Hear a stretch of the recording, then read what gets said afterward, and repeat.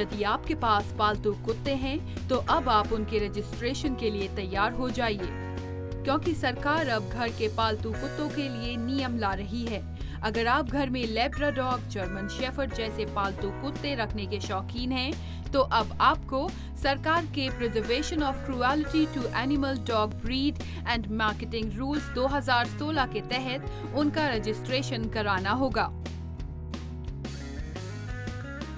Dogs को लेकर के कोई रेगुलेशन नहीं था, वो कैसे होना चाहिए, उनकी ब्रीडिंग कैसे होना चाहिए और उनकी देखरेख कैसे होना चाहिए, उनके खाने पीने रहने वॉशरूम की क्या व्यवस्था होना चाहिए, उनकी बीमारी में क्या बात, इन सब को लेकर एक रेगुलेशंस की ज़रूरत थी।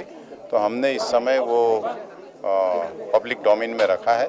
1 महीने तक उसके सुझाव प्राप्त किए जाएंगे और उसके बाद में एक फाइनल नोटिफिकेशन। और इस बात पर भी एक विचार हो रहा है कि क्या जो पालतू कुत्ते हैं उनका प्रयोग कोई सामाजिक सुरक्षा में भी हो सकता है।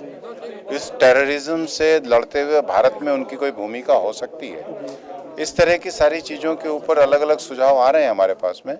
हम उन सारे सुझावों पर विचार करेंगे। आज हमने उसको पूरे देश के सामने रखा है। कल 1 महीने बाद जब सारे सुझाव आ जाएंगे तो हम उसके आगे का विचार करेंगे।